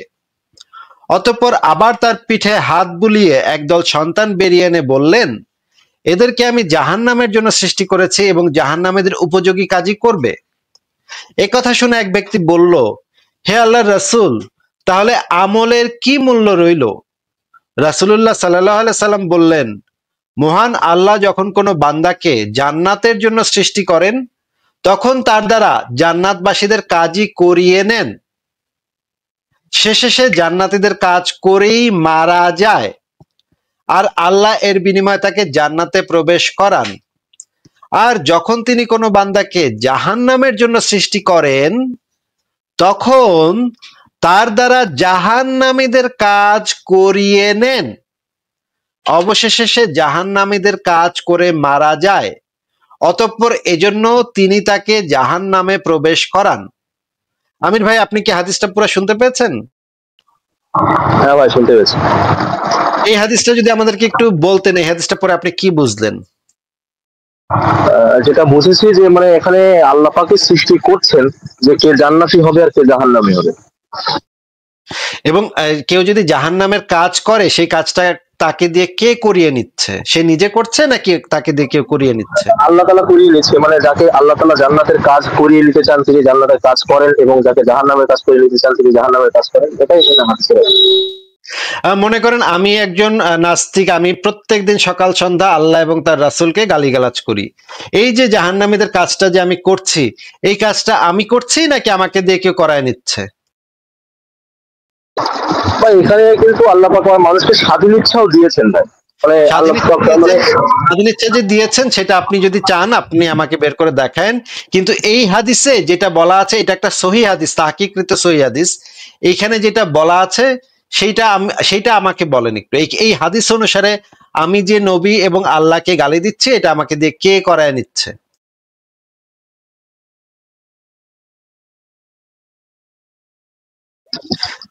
মানে কথার অ্যাকচুয়ালি মানে এখানে কতটা কেমন একটা অযৌক্তিক মতো হয়ে যাচ্ছে না ভাই? মানে আল্লাহ তাআলা কেন করাবেন? মানে আল্লাহ বলছেন, কিন্তু এই মানে বলার ভিতরে তো কোনো গভীর অন্য কোনো মানে অ্যাকচুয়ালি যদি হাদিসটা তরজমা করা হয় তাহলে অ্যাকচুয়ালি তো মানে সারাংশ অন্য কিছু বেরিয়ে আসবে। হয়তো হয়তো আমরা হাদিসটা সঠিকভাবে বুঝতে পারছি না। মানে আপনি বলতে চাচ্ছেন হাদিসে যেটা লেখা আছে, নবী যেটা বলেছেন, আপনি হাদিসের অর্থটা করবেন উল্টাটা, যে আল্লাহ করিয়ে নেন না, এইটা অর্থ করবেন আপনি। যিনি সবার সৃষ্টি করে রব, যিনি মানুষকে পরীক্ষা করছেন, তিনি কেন সবাইকে দিয়ে এরকম কাজ করিয়ে আবার শাস্তি দেবেন? এটাও ভাই কিন্তু একটা অযৌক্তিক প্রশ্ন, তাই না? ভাই আপনার তো নিজস্ব বিচার বুদ্ধি, কোরআন হাদিসের ক্ষেত্রে যদি আপনি নিজস্ব বিচার বুদ্ধি ব্যবহার করেন তাহলে তো ভাই ইসলামের কোনো ঈমান আকীদাই থাকে না। আপনাকে তো বলা হয়েছে না যে কোরআন হাদিস অনুসরণের ক্ষেত্রে নাকে দড়ি বাঁধা উটের মতো আপনার চিন্তা করতে হবে।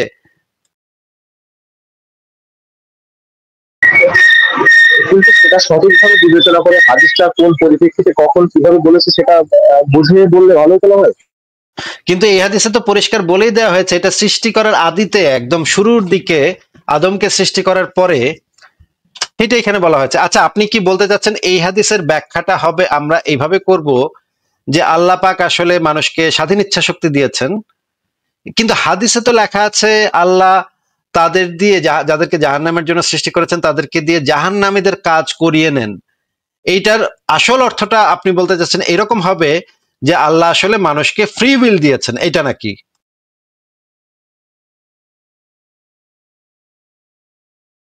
আমির ভাই, এই হাদিসটার ব্যাখ্যাটা আপনি বলতে চাচ্ছেন এই হাদিসটার ব্যাখ্যাটা হবে এরকম যে যেহেতু আল্লাহ এখানে বলেছেন, আল্লাহ নবী যেহেতু বলেছেন যে আল্লাহ যাদেরকে জান্নাতের জন্য সৃষ্টি করেছেন তাদেরকে দিয়ে জান্নাতবাসীদের কাজ করিয়ে নেন, আর যাদেরকে জাহান্নামের জন্য সৃষ্টি করেছেন তাদের দ্বারা জাহান্নামীদের কাজ করিয়ে নেন। এই কথাটা দ্বারা আল্লাহ নবী বুঝিয়েছেন যে আল্লাহ মানুষকে ফ্রি উইল দিয়েছেন, নাকি আমির ভাই? মানে অ্যাকচুয়ালি করিয়ে নেন বলতে অ্যাকচুয়ালি মানে সৃষ্টি করেছেন তো পরীক্ষা নেওয়ার জন্য। এখানে বলছেন পরীক্ষা নেওয়ার কথা, আবার এখানে করিয়ে নেন কথাটা কেমন একটা অমূল হয়ে যাচ্ছে ভাই। মানে অ্যাকচুয়ালি আমরা যদি ব্যাখ্যা করি যে যিনি আমাদেরকে পরীক্ষা করছেন আবার তিনি আমাদেরকে সব করিয়ে দিচ্ছেন, তাহলে তো পরীক্ষাটা থাকলো কোথায়? আপনি বলতে যাচ্ছেন তার মানে আপনি বলতে চাচ্ছেন যে এই হাদিসটা আপনি বিশ্বাস করেন না? না, এই হাদিসটা হয়তো কোন পরিপ্রেক্ষিতে কখন কোন ভাবে লাগিয়ে দিয়েছে ভাই, কোন পরিপ্রেক্ষিতেই যেই পরিপ্রেক্ষিতেই হোক হাদিসের অর্থটা তো বদলে যাবে না। তাতে কোন একটা পরিপ্রেক্ষিতে যদি নাজিল হয়, মনে করেন একদিন রাতে মুহাম্মদের সারা রাত ঘুমায় নাই, এই পরিপ্রেক্ষিতে যদি নাজিল হয় তাহলে হাদিসের অর্থটা কি তাতে বদলে যাবে ভাই? না, কিন্তু যে সৃষ্টিকর্তা মানুষকে মানে অ্যাকচুয়ালি মানে পরীক্ষা করার জন্য সৃষ্টি করেছেন, তিনি আবার এই কথাগুলো যদি মানে অ্যাকচুয়ালি ওর সঙ্গে খাটানো হয় তাহলে তো পরীক্ষা করার কোনো মানেই নেই। অ্যাকচুয়ালি আপনি যেটা বলছেন যে যদি এইটা দ্বারা করানো হয় তাহলে তো মানে সৃষ্টি করার যে পরীক্ষা সেটা থাকেই। আচ্ছা, আপনি এমন ভাবে কথা বলতেছেন যেন এই হাদিসটা আমি বানাইছে, নাস্তিক আসিফ বানাইছে। এটা তো ভাই একটা তাহকিকৃত সহিহ হাদিস। আপনি মানে অদ্ভুত কথা, আমি তো বুঝতে পারতেছি না যে আপনি আমাকে মনে হচ্ছে যে আমার বিরুদ্ধে অভিযোগ করতেছেন। ভাই এরকম অযৌক্তিক হয় কেমনে? আরে ভাই, এটা তো হাদিসটা আমি লিখি নাই ভাই। সেটা বুঝতে পারছি, কিন্তু অ্যাকচুয়ালি মানে ব্যাপারটা হচ্ছে এরকম হতে পারে যে সৃষ্টিকর্তা যেহেতু বলেছেন, সেক্ষেত্রে এখানে কোন একটা সমস্যা হয়তো মানে হতে পারে ভাই। কি হতে, আচ্ছা ঠিক আছে, আপনি এই হাদিসটা নিয়ে আরেকটু চিন্তা ভাবনা করেন, চিন্তা ভাবনা করে আমাদেরকে পরে আইসা বললেন যে এই হাদিসটা দ্বারা কি বোঝানো হয়েছে সেই জিনিসটা আমাদেরকে বললেন। তাহলে ভাই আমাদেরকে এই হাদিসটা একটু পড়ে শোনান ভাই, এই হাদিসটা যদি একটু পড়ে শোনাইতেন। আর ভাই হাদিসের ক্ষেত্রে ভাই আমি বলছি না যে হাদিস মানে বিশ্বাস করা অস্বীকার করি, কিন্তু আমি হাদিস বিশ্বাস করি, কিন্তু আমি পুরোপুরি কোরআন পড়ছি না, হাদিসও বিশ্বাস করি, সংসারবাদী সবকিছু মিলে আমি, ঠিক আছে? তো আপনি একটা বলতে পারেন ইসলামী আকীদা অনুসারে আপনি যদি একটা সহিহ হাদিসে অবিশ্বাস করেন তাহলে আপনি কাফের এবং আপনি মুরতাদ, আপনাকে মানে গর্দান উড়াইয়া দেওয়ার বিধান আছে, সেটা আমরা পরে বের করব, যে সেই ভিডিওগুলো আমরা পরে বের করব। এই হাদিস সংগ্রহ করতে বলেনি, তোমরা হাদিসগুলো মানে এগুলো নিষেধ করেছিলেন না? এটা ভুল বলছেন না, পরবর্তীতে মোহাম্মদ আবার বলে দিয়েছে যে হাদিস লিখতে, সেটা আমরা পরে আলোচনাতে আনবো, সেটা পরে আলোচনাতে আমরা দেখাবো আপনাকে সেই জিনিসগুলা। আপনি একটু দয়া করে এই হাদিসটা একটু পড়েন। আল্লাহর ইলম মোতাবেক আল্লাহর ইলম মোতাবেক লাল অংশটুকু বললেই হবে। আচ্ছা আমি জুম করি, হ্যাঁ জুম হচ্ছে স্যার। তিনি বললেন প্রতিটি লোক ওই আমলই করে যার জন্য তাকে সৃষ্টি করা হয়েছে, অথবা যা তার জন্য সহজ করা হয়েছে। আচ্ছা এটা যদি একটু বুঝাই দিতেন আমাদেরকে।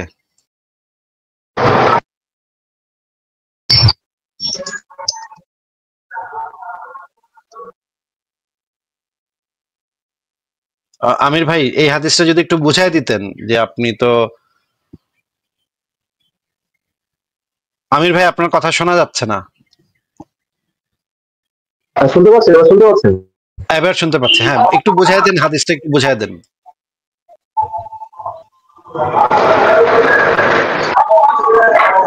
মানে অ্যাকচুয়ালি এখানে বলা হয়েছে যে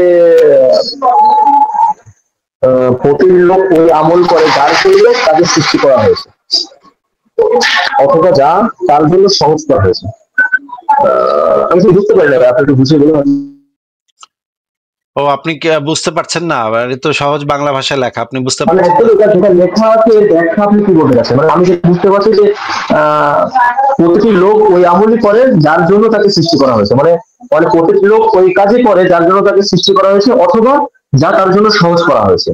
মানে মানুষ ওই কাজই করে যেটা তার জন্য সহজ হয়, এটাই আমি বুঝতে পারছি, কিন্তু এর ব্যাখ্যাটা যে আপনি বলবেন সেটাই বুঝতে পারছি।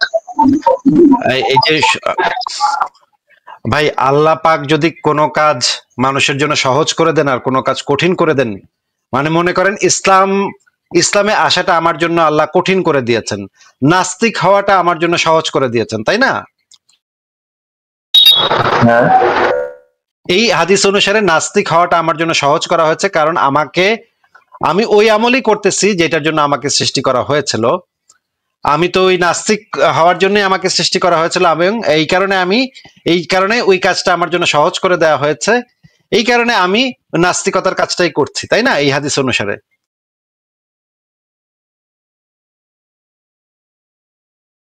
আমির ভাই উত্তর দেন। মানে আল্লাহ পাক মানে আপনার জন্য নাস্তিকতাটা করা সহজ করে দিয়েছেন, আপনি এটাই বলতে চাচ্ছেন? এই হাদিস অনুসারে। আর আপনার জন্য সহজ করে দেওয়া হয়েছে একজন মুমিন হওয়াটা, নাকি? অ্যাকচুয়ালি ব্যাপারটা কিন্তু তা না ভাই, মানে এই যে কোরআনটা কিন্তু কোরআন কিংবা এটা কিন্তু ছোটখাটো কোনো জিনিসের উপরে দাঁড়িয়ে নেই। ছোটখাটো একটা আয়াত যদি আমরা সবসময় কিছু কোনো একটা দিকে তাকিয়ে থাকি তাহলে কিন্তু অনেক কিছু ভুল হয়ে আসে। আপনাকে তো আমি বলি নাই যে সেটা ছোটখাটো বিষয়ের উপর দাঁড়িয়ে আছে, আপনাকে আমি জিজ্ঞেস করেছি এই হাদিসটা অনুসারে আমার জন্য তো নাস্তিকতা সহজ করা হয়েছে, আপনার জন্য ইসলামী ঈমানটা সহজ করা হয়েছে, তাই না? মানে অনেক সময় দেখা যায় না ভাই, আমি যদি আপনাকে বলি যে আসিফ ভাই চোর, আমি সম্পূর্ণ বলবো আসিফ ভাই চোর ধরেছে হতে পারে, আবার চোরকে মেরেছে হতে পারে, আবার আসিফ ভাই চোর হতে পারে, কথাটা কিন্তু পুরোপুরি সম্পূর্ণ না। তো কোরআন হাদিসটা কিংবা আমরা যদি কোরআনটাকে পুরোপুরি সবকিছু বুঝি তাহলে কিন্তু মানেগুলো অনেক সময় এরকম হয়ে যায় যে আসিফ ভাই চোর, কিন্তু এরকমও হতে পারে আসিফ ভাই চোর ধরেছে, আসিফ ভাই চোর মেরেছে। আমির ভাই এই হাদিসটা কি আমি কোনো খণ্ড অংশ দিচ্ছি নাকি পুরো হাদিসটা দিচ্ছি?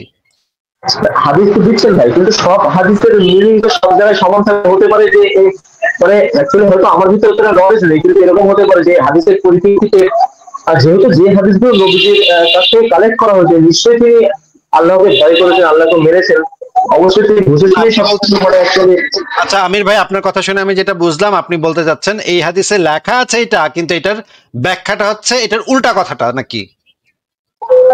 না না, অ্যাকচুয়ালি এই মানে সমস্ত হাদিসগুলো পড়ার পরে অ্যাকচুয়ালি এই হাদিসের মানে আর কি করাটা উচিত, আর কি করা উচিত যে অ্যাকচুয়ালি কি বলবো। মানে এই কোনো একটা হাদিস পড়া তাহলে কোনো কিছু বোঝা যাবে না হাদিসের অর্থ কি? সব হাদিস পড়া লাগবে তখন একটা হাদিসের অর্থ বোঝা যাবে নাকি? মানে একটা মানুষের পুরোপুরি বায়োডাটা নিতে গেলে তাকে কিন্তু পুরোপুরি জানতে হয়। যদি কথা আমি আপনার কথা কোনো একটা আমির ভাই এক সেকেন্ড, মনে করেন এই হাদিসের ভিতরে একটা ভালো কথা ছিল যে তোমরা একটা গরিব লোককে সাহায্য করো, এটা যদি থাকতো তখনও কি আপনি একই পজিশনে থাকতেন যে ভাই এই হাদিসটা পড়ে তো বোঝা যাচ্ছে না যে এটা দ্বারা কি বোঝানো হয়েছে, গরিবকে টাকা দাও বলতে কি বোঝানো হয়েছে আমি কিছুই বুঝতেছি না ভাই, এটা তো খুবই জটিল, সব হাদিস পড়তে হবে, সব হাদিস পড়ার পরে এই হাদিসের অর্থ বোঝা যাবে। আপনি কি তখন আমির ভাই আমার কথাটাকে শুনে নেন, আপনি কি তখনও এই পজিশনে থাকতেন নাকি আপনি একটা বিপদে পড়ছেন এই হাদিসগুলা দেখার পর, একটা বিপদের ভিতরে আছেন, আপনি এখন ভাবতেছেন হায় হায় এগুলা কি হাদিস, হায় হায় রে এগুলা হইলে তো আর সমস্ত কিছু তো উল্টায় পাল্টায় যাচ্ছে, সমস্ত ইসলামের ইমান টিমান তো সব ভেঙে চুরে যাচ্ছে, এই হাদিসগুলা সত্য হইলে তো বিরাট প্রবলেম। এই কারণে আপনি একটা আরোপিত জিনিস তৈরি করতেছেন, এখন নিজস্ব ব্যাখ্যা তৈরি করতেছেন যে এটার ব্যাখ্যা নিশ্চয়ই এটার ব্যাখ্যা, এটার উল্টা কথাটা নিশ্চয়ই এটার ব্যাখ্যা।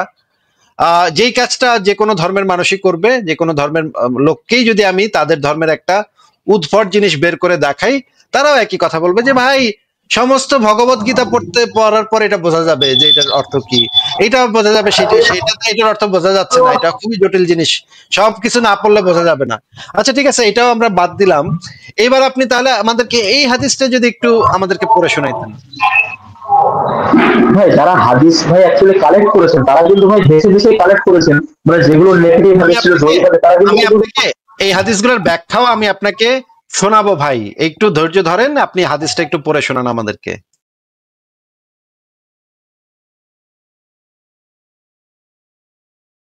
আমির ভাই হাদিসের ব্যাখ্যাও আমি আপনাকে বের করে দেখাবো, আপনি আগে একটু পড়ে শোনান এটা। ইসহাক ইবনু ইব্রাহিম ও আদম ইবনে হুমায়রা আব্দুল্লাহ ইবনে আব্বাস রাদিয়াল্লাহু বর্ণিত, তিনি বলেন আবু হুরায়রা রাদিয়াল্লাহু যা বলেছেন লাবাম অর্থাৎ জাতীয় গুনাহ, লাবাম অর্থাৎ জাতীয় গুনাহ, একটা গুনাহ সম্পর্কে তার চাইতে অধিক সামঞ্জস্যপূর্ণ কোনো কিছু আমি দেখি। তিনি বলেন রাসূলুল্লাহ সাল্লাল্লাহু আলাইহি ওয়াসাল্লাম বলেছেন আল্লাহ আদম সন্তানের গুনার যে অংশ নির্ধারিত করেছেন তা সে অবশ্যই পাবে। দু চোখের জেনা দৃষ্টিপাত করা, কানের জেনা শ্রবণ করা, জিহ্বার জেনা কথোপকথন করা। আমাদেরকে এই লাইনটার অর্থটা একটু বলে দেন যে আল্লাহ আদম সন্তানের জিনার যে অংশ নির্ধারিত করেছেন তা সে অবশ্যই পাবে বা করবে, এই কথাটার অর্থটা একটু বুঝাই দেন। মানে অ্যাকচুয়ালি এখান থেকে অর্থ যেটা আসছে ভাই যে কাছে পাবে, মানে জেনার যে অংশ ভাই কি আমি মানে অ্যাকচুয়ালি মানে হাদিসটা পুরো আপনি বুঝুন, আপনি যে হাদিসটা আপনি বলুন, আপনি কি বলছেন সেটা বলুন, আমি তো বুঝতে পারিনি। আমি তো ভাই ব্যাখ্যা করলে আপনি বলবেন যে নাস্তিক ভুল ব্যাখ্যা করছে, আমাদের হাদিসের ভুল ব্যাখ্যা করছে, নাস্তিকরা কত দুষ্টু, ওরা খালি আমাদের হাদিসের ভুল ব্যাখ্যা করে, এটা আপনি হয়তো বলবেন। যদি ভাই ব্যাখ্যা করে তাহলে কি আপনার মতো সেম ব্যাখ্যা এটা করবে? তাহলে আমরা একজন বড় স্কলারের ব্যাখ্যাটা একটু দেখি তাইলে এখন নাকি? ঠিক আছে, দেখেন বলেছেন এক ব্যক্তি জান্নাতীদের আমল করতে থাকে, এমনকি তার মাঝেও জান্নাতের মাঝে শুধু এক হাত দূরত্ব অবশিষ্ট থাকে।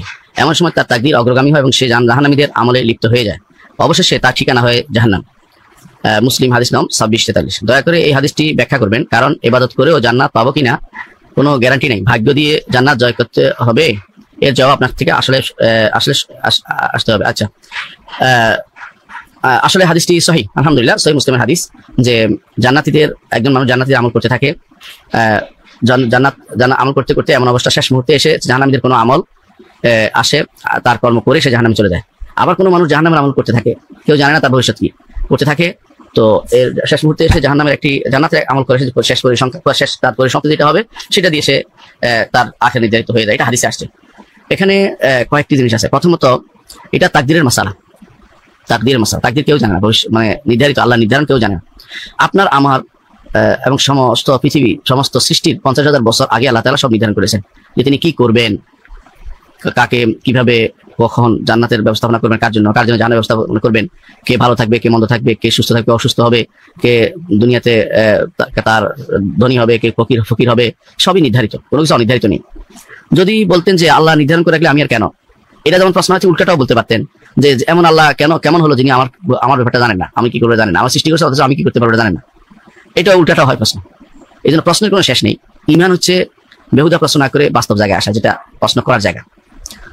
দেখুন আল্লাহ তাআলা হাদিস যেভাবে আসছে, বিভিন্ন হাদিসে আসছে, রাসূলুল্লাহ সাল্লাল্লাহু আলাইহি ওয়াসাল্লাম বলেছেন যে তিনি কিছু সৃষ্টি করে বলেছেন, ডান হাতে নিয়ে বলেছেন এগুলো আমি জান্নাতের জন্য সৃষ্টি করেছি, ওয়ালা উবালি, আমি কারো পরোয়া করি না। আবার অন্য হাতে নিয়ে বলেছেন এগুলো আমি জাহান্নামের জন্য সৃষ্টি করেছি, আমি কারো পরোয়া করি না। আবার হাদিসে আসছে আল্লাহ তাআলা তিনি সৃষ্টি করে যাদের উপর তার আলো ফেলেছেন তারা ঈমান আনবে, যারা আলো ফেলে না অন্ধকারে তারা ঈমান আনবে না। এগুলো তার ফাআলু লিমা ইয়াশা, যা ইচ্ছা তা করেন। তাকদীর হচ্ছে এটাই, আল্লাহর ইচ্ছা, আল্লাহর ইলম, আল্লাহর জ্ঞান, আল্লাহর লেখা, তার ইচ্ছা এবং তার সৃষ্টি, এটা হলো তাকদীর। তাকদীর হচ্ছে তিনি যা জানেন সেটা তিনি লিখে রেখেছেন, সেটা তিনি ইচ্ছা করেন, সেটা সংগঠিত হয়ে যায়। এখন তিনি কার জন্য কি লিখেছেন এটা তার নির্ধারিত, নিঃসন্দেহে নির্ধারিত। যদি এটা না হতো তাহলে আপনি বলতেন যে এমন আল্লাহ কিভাবে আসলো যে আল্লাহ কিছুই জানেন না, আমার ভবিষ্যৎ কিভাবে তিনি জানেন না। দুনিয়ার বুকেই কোনো মানুষ যদি দুনিয়ার বুকেই দেখবেন যে কোনো কাজ করে, কোনো একটা তৈরি করে, যদি এটার ভবিষ্যৎ কি না জানে, বলে তুমি তো একটা বোকা, কি জানো না এটা কি উড়বে না উড়োজাহাজ বানাইছে, যে ব্যক্তি বলতে উড়বে কি উড়বে না জানি না, তাহলে জানে না, অজ্ঞ। আল্লাহ তাআলা আমাদের সৃষ্টি করেছেন, পৃথিবী সৃষ্টি করেছেন, প্রত্যেকটি জীব তিনি সৃষ্টি করেছেন, যা ইচ্ছে তা জীব এবং নির্জীব সবই তার সৃষ্টি, সবই যা ইচ্ছে তা তিনি করেন। তো তিনি জানবেন, এটা হলো স্বাভাবিক জিনিস। সেই হিসাবে একজন মানুষের তাকদীর তিনি নির্ধারণ করে রেখেছেন, কি হবে না হবে সবই জানেন। আচ্ছা, আমরা দেখলাম মানে একজন আলেমের বক্তব্য শুনলাম। আমির ভাই, এবার আপনি আমাদেরকে বলেন যে আলেমের বক্তব্য শুনে আপনি কি বুঝলেন? অ্যাকচুয়ালি উনি যে কথাটা বললেন যে মানে অ্যাকচুয়ালি আল্লাহ তাআলার যে শান, আল্লাহ তাআলার যে মানে চিন্তা চেতনা, সেটা তো মানুষের চিন্তা চেতনার সঙ্গে মেলে না। মানে যেরকম ধরে নিন যে আমি আমার আমি তো আমির ভাই আমি কোথায় মিলাইলাম? মিলানো ওগুলা কি বলতেছেন? এগুলা কি সবই পূর্ব নির্ধারিত নাকি এগুলা আপনি আমলের মাধ্যমে পরিবর্তন করতে পারবেন?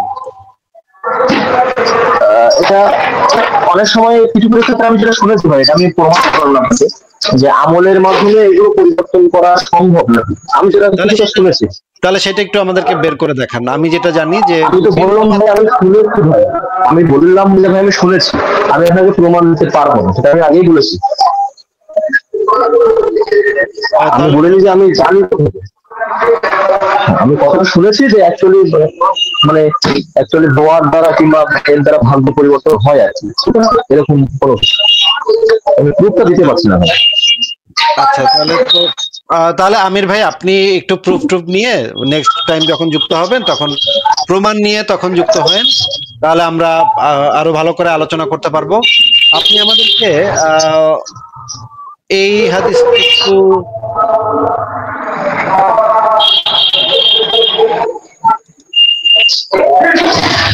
যদি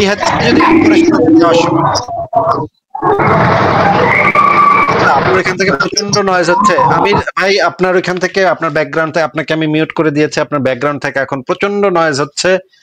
আমি আর তাহলে আপনাকে রাখছি না, আপনাকে তাহলে আজকে বিদায় জানাই। আবারও একদিন কথা হবে আপনার সাথে। আপনি নেক্সট যেদিন যুক্ত হবেন সেদিন একটু প্রমাণাদি, আপনার সম্পর্কে প্রমাণাদি নিয়ে আসবেন। আপনাকে আমি বিদায় জানাই, ঠিক আছে? অনেক অপেক্ষা করছে। আচ্ছা, আপনার কথা শোনা যাচ্ছে না ভাই, আপনার কথা কিচ্ছু শোনা যায় না, অনেক চিৎকার হচ্ছে পেছন থেকে।